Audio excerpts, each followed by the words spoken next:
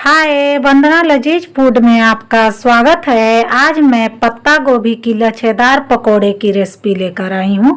तो आज जो मैं पत्ता गोभी का पकोड़ा बनाऊंगी वो बिल्कुल ही लच्छेदार बनाऊंगी और ये एकदम कुरकुरा रहेगा। आपने पकोड़े तो बहुत खाया होगा, लेकिन आप एक बार इस तरीके से पत्ता गोभी का लच्छेदार पकोड़े बनाकर खाइएगा, आपको बहुत पसंद आएगा। और अगर एक बार इस पकोड़े को आप बनाकर खाएंगे तो बार बार इसी पकोड़े को बनाकर खाना पसंद करेंगे। आप देखकर भी पता कर सकते हैं कि ये पकोड़ी कितना क्रिस्पी और लच्छेदार बना हुआ है, और खाने में तो पूछिए ही मत, एकदम टेस्टी। इसके सामने सारे पकोड़ी का स्वाद जो है वो फेल है। और इसे बनाने में आपको ज्यादा कुछ करने की जरूरत नहीं है, ये फटाफट बनकर तैयार हो जाता है। तो चलती हूँ पत्ता गोभी का पकोड़े बनाने के प्रोसेस में। पत्ता गोभी का पकोड़े बनाने के लिए मैं यहाँ पर 1 केजी के लगभग पत्ता गोभी ले ली हूँ। पत्ता गोभी को मैं अच्छी तरह से वॉश कर ली हूँ। तो यहाँ पर मैं पत्ता गोभी को बीच से इस तरह काटकर 2 भाग में कर ली हूँ। अब मैं पत्ता गोभी को इस तरह रखकर एकदम पतला पतला काट लूंगी। तो यहाँ पर पत्ता गोभी को एकदम पतला काटना है और इस तरह लंबाई में काटना है। तो आपको मैं दिखाती हूँ। तो आप देख सकते हैं मैं यहाँ पर एकदम पतला पतला लच्छा की तरह काट कर तैयार कर ली हूँ, जिसे मैं बाउल में रख लेती हूँ। तो इसी तरह मैं पत्ता गोभी को लंबा शेप में पतला पतला करके काट ले रही हूँ। तो ध्यान रहे कि पत्ता गोभी का लच्छेदार पकोड़े बनाने के लिए इसे एकदम पतला काटना है और इसी तरह लंबा शेप में काटकर तैयार कर लेना है, तभी पत्ता गोभी का पकोड़ा जो है लच्छेदार बनेगा। आप देख सकते हैं एकदम मैंने लंबा शेप में और पतला पतला काटकर तैयार कर लिया है। इसी तरह मैं बाकी का भी पत्ता गोभी को काटकर तैयार कर लेती हूँ। तो यहाँ पर मैं पत्ता गोभी को काटकर तैयार कर ली हूँ और आप देख सकते हैं एकदम बारीक कटा हुआ है। अब मैं प्याज काटकर तैयार कर लेती हूँ। तो प्याज को भी मैं इसी तरह बीच से काट लेती हूँ और एकदम पतला पतला शेप में काटकर इसे भी लच्छा की तरह तैयार कर लूंगी काटकर।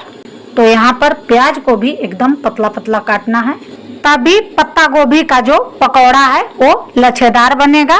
तो आप देख सकते हैं मैं यहाँ पर प्याज को भी एकदम बारीक यानी कि पतला काट ली हूँ। तो आपको मैं प्याज को दिखाती हूँ। तो आप देख सकते एकदम लच्छेदार है, यानी कि एकदम बारीक कटा हुआ है। अब मैं प्याज को इस तरह अलग अलग कर लेती हूँ ताकि गोभी में डाले तो ये भी एकदम लच्छेदार बने। अगर आप प्याज पसंद नहीं करते हैं तो कोई बात नहीं, सिर्फ पत्ता गोभी से भी इस पकोड़े को बनाकर तैयार कर सकते हैं। और अगर प्याज खाते हैं तो प्याज को इसी तरह काटकर इसमें डालकर पकोड़े तैयार कर सकते हैं। तो मैं इसी तरह प्याज को काटकर तैयार कर लेती हूँ। तो यहाँ पर मैं प्याज को भी काट ली हूँ और इसे काटने के बाद इस तरह अलग अलग कर ली हूँ। तो मैं प्याज को भी बाउल में डाल लेती हूँ। अब मैं इसमें 1 छोटी चम्मच के लगभग साल्ट डाल लेती हूँ। आप यहाँ पर साल्ट अपने अनुसार कम ज्यादा रख सकते हैं। अब मैं इसमें स्पाइस ऐड कर लेती हूँ। 1 छोटी चम्मच के लगभग चिली फ्लेक्स डाल लेती हूँ। अगर आपके पास चिली फ्लेक्स नहीं है तो कोई बात नहीं, आप चिली फ्लेक्स की जगह पर लाल मिर्च पाउडर देकर भी इस पकोड़े को बनाकर तैयार कर सकते हैं, या तो रेड चिली को लेकर मिक्सर ग्राइंडर जार में डालकर इस तरह दरदरा ग्राइंड करके चिली फ्लेक्स बनाकर तैयार कर सकते हैं। आधी छोटी चम्मच जीरा, आधी छोटी चम्मच अजवाइन, आधी छोटी चम्मच हींग। हींग देने से पकोड़े का जो टेस्ट है वो बहुत ही बढ़िया आता है। आधी छोटी चम्मच हल्दी पाउडर, आधी छोटी चम्मच गरम मसाला पाउडर, आधी छोटी चम्मच जीरा पाउडर, आधी छोटी चम्मच धनिया पाउडर, आधी छोटी चम्मच काली मिर्च पाउडर, 2 से 3 बारीक कटा हुआ ग्रीन चिली, 3 से 4 बड़ी चम्मच के लगभग बारीक कटा हुआ धनिया पत्ती। तो मैं यहाँ पर धनिया पत्ती का यूज ज्यादा कर रही हूँ, क्योंकि धनिया पत्ती देने के बाद इसका फ्लेवर जो है बहुत ही बढ़िया पकोड़े में आता है। अब मैं सभी को मिक्स कर लेती हूँ। तो मैं इस तरह पत्ता गोभी में स्पाइस और धनिया पत्ती को मिक्स कर ले रही हूँ। तो यहाँ पर मैं इसे अच्छी तरह से मिक्स कर ली हूँ। अब मैं इसमें 1 बड़ी चम्मच के लगभग जिंजर गार्लिक का पेस्ट डाल लेती हूँ। आप चाहे तो जिंजर गार्लिक पेस्ट की जगह पर जिंजर गार्लिक को बारीक काट कर भी डाल सकते हैं। अब मैं इसमें आधा कप के लगभग चावल का आटा डाल लेती हूँ और 1 कप के लगभग बेसन। तो यहाँ पर बेसन को मैं एक बार नहीं डालूंगी, 2 बार में करके डालूंगी। तो लगभग आधा कप के अंदाज में इसमें बेसन को भी डाल ली हूँ। अब मैं सभी को अच्छी तरह से पत्ता गोभी में मिक्स कर लूंगी। तो यहाँ पर अभी पानी का यूज नहीं करना है, इसे इसी तरह मिक्स कर लेना है। जरूरत के अनुसार मैं इसमें बाद में पानी डालूंगी। तो यहाँ पर मैं बेसन और चावल का आटा को अच्छी तरह से मिक्स कर ली हूँ। अब मैं इसमें थोड़ा सा पानी देकर इसको इस तरह मिक्स कर लूंगी। तो ध्यान रहे कि यहाँ पर एकदम थोड़ा थोड़ा पानी देना है। तो मैं यहाँ पर थोड़ा सा पानी देकर इसे मिक्स कर ली हूँ। अब मैं इसे थोड़ा सा बाइंड करके देखती हूँ। तो ये अच्छी तरह से बाइंड नहीं हो रहा है। तो अभी मैं ये जो बचा हुआ भी जो बेसन रखी हूँ इसे भी इसमें डालकर इसे भी मिक्स कर लेती हूँ। तो मैं यहाँ पर बचा हुआ बेसन को भी इसमें डालकर मिक्स कर ली हूँ। तो बेसन देने के बाद ये सूखा लग रहा है, इसमें मैं थोड़ा सा पानी देकर इस तरह मिला लूंगी। तो यहाँ पर इसमें ज्यादा पानी नहीं देना है, ज्यादा पानी देने के बाद ये गीला हो जाएगा। तो यहाँ पर इसे ज्यादा गीला नहीं करना है। तो मैं यहाँ पर मिक्स कर ली हूँ। अब मैं इस तरह इसे बाइंड करके देखूंगी। तो आप देख सकते हैं ये यहाँ पर अच्छी तरह से बाइंड हो रहा है। तो बस मैं अब इसमें इतना ही पानी डालूंगी। तो यहाँ पर मैं टोटल 1 कप बेसन और आधा कप चावल का आटा का यूज की हूँ। अब मैं इसमें आधी नींबू का रस डाल लेती हूँ। मान के चलिए 1 से 1.5 बड़ी चम्मच के लगभग। नींबू का रस देने से ये और भी क्रिस्पी और कुरकुरा बनकर तैयार होता है और इसका टेस्ट भी बहुत ही बढ़िया आता है। अब मैं नींबू का रस को भी इसमें अच्छी तरह से मिक्स कर लूंगी इस तरह।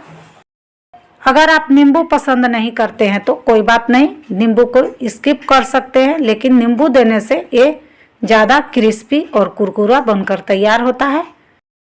तो यहाँ पर मैं नींबू का रस को भी अच्छी तरह से मिक्स कर ली हूँ। तो अब मैं चलती हूँ पकोड़े को फ्राई कर लेती हूँ। पकोड़े को फ्राई करने के लिए मैं यहाँ पर एक कढ़ाई में तेल गरम होने के लिए पहले से ही चढ़ा दी थी। तेल यहाँ पर अच्छी तरह से गरम हो गया है।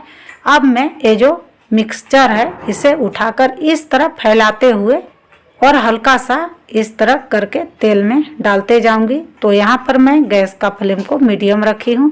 मीडियम फ्लेम में ही मैं पकोड़े को फ्राई कर लूँगी। तो यहाँ पर इसे पूरी तरह से बाइंड नहीं करना है, हल्का सा इस तरह फैलाकर डालना है, तभी ये पकोड़ा लच्छेदार बनेगा।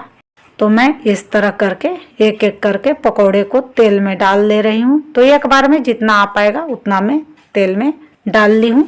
अब मैं एक एक करके पकोड़े को पलट लेती हूँ। तो यहाँ पर थोड़ा सा पकने के बाद ही इसे पलटना है। अगर कच्चा में इसे पलटेंगे तो ये जो मिक्सचर है वो तेल में बिखर जाएगा, इसलिए यहाँ पर इसे थोड़ा सा पकने के बाद ही पलटना है। तो आप देख सकते हैं मैं एक एक करके सभी पकोड़े को पलट ली हूँ। अब मैं दूसरे तरफ से भी इसे पकने के लिए तेल में छोड़ देती हूँ। तो पकोड़े दूसरे तरफ से भी हल्का सा तेल में पक गया है। अब मैं इसे भी पलट लेती हूँ। तो एक एक करके मैं सभी पकोड़े को दूसरे तरफ से भी पलट ले रही हूँ। तो यहाँ पर मैं सभी को पलट ली हूँ। अब मैं इसी तरह उलट पलट कर इसे दोनों तरफ से अच्छी तरह से फ्राई कर लूँगी। तो यहाँ पर पकोड़े सभी तरफ से अच्छी तरह से फ्राई हो गया है। तो आप देख सकते हैं यहाँ पर पकोड़े पूरी तरह से लच्छेदार बनकर तैयार है। तो मैं अब पकोड़े को तेल से बाहर निकाल लेती हूँ। तेल को निकलने दूंगी। तेल निकल गया है। अब मैं इसे टिश्यू पेपर पर निकाल लेती हूँ ताकि पकोड़े में जो एक्स्ट्रा ऑयल हो वो टिश्यू पेपर अपने में एब्जॉर्ब कर ले। तो यहाँ पर मैं एक बैच का पकोड़े को तेल में फ्राई करके निकाल ली हूँ। अब मैं दूसरे बैच का भी पकोड़े को इसी तरह तेल में डालकर फ्राई कर लूंगी। तो इस तरह मैं एक एक करके पकोड़े को तेल में डाल दे रही हूँ। तो एक बार में जितना आ पाया उतना मैं इसमें डाल ली हूँ। अब मैं इसे तेल में फ्राई होने के लिए छोड़ देती हूँ। तो यहाँ पर पकोड़े एक तरफ से सीख गया है। अब मैं इसे पलटकर दूसरे तरफ से भी पकने के लिए छोड़ देती हूँ। तो मैं इसी तरह पकोड़े को 2 से 3 बार उलट पलट कर अच्छी तरह से पका लूंगी। तो यहाँ पर गैस का फ्लेम को मीडियम करके ही पकोड़े को तेल में फ्राई करना है, क्योंकि अगर पकोड़े को हाई फ्लेम में करके फ्राई किया गया तो पकोड़े बाहर से तो फ्राई हो जाएगा लेकिन भीतर से कच्चा रह जाएगा। इसीलिए यहाँ पर पकोड़े को मीडियम फ्लेम करके ही इसे तेल में फ्राई करना है, तभी पकौड़ा जो है अंदर से भी अच्छी तरह से तेल में फ्राई हो पाएगा और ये पकने के बाद पूरी तरह से एकदम क्रिस्पी और कुरकुरा बनकर तैयार होगा। तो आप देख सकते हैं मैं पकोड़े को बीच बीच में उलट पलट कर अच्छी तरह से फ्राई कर ली हूँ। अब मैं पकोड़े को तेल से बाहर निकाल लेती हूँ। तेल को निकलने दूंगी। तेल निकल गया है। अब मैं पकोड़े को निकाल लेती हूँ। तो पकोड़े को मैं टिश्यू पेपर पर निकाल लेती हूँ। तो मैं इसी तरह बाकी का भी पकोड़े बनाकर तैयार कर लेती हूँ। पकोड़े बनाते समय एक बात का ध्यान रखना है कि यहाँ पर तेल को अच्छा खासा गर्म होना चाहिए। गर्मा गर्म पत्ता गोभी के कुरकुरे और लच्छेदार पकोड़े बनकर तैयार है। तो आप देख सकते हैं एकदम लच्छेदार है और खाने में तो पूछिए ही मत, एकदम टेस्टी सुपर। तो आप एक बार इस तरीके से पत्ता गोभी का पकोड़े बनाकर देखिएगा, आपको बहुत पसंद आएगा। और अगर मेरा रेसिपी पसंद आए तो मेरे वीडियो को लाइक और शेयर करना ना भूलें और मेरे चैनल को जरूर सब्सक्राइब करें। तब तक के लिए नमस्कार। मिलती हूँ अगली वीडियो के साथ। जय हिंद, जय भारत।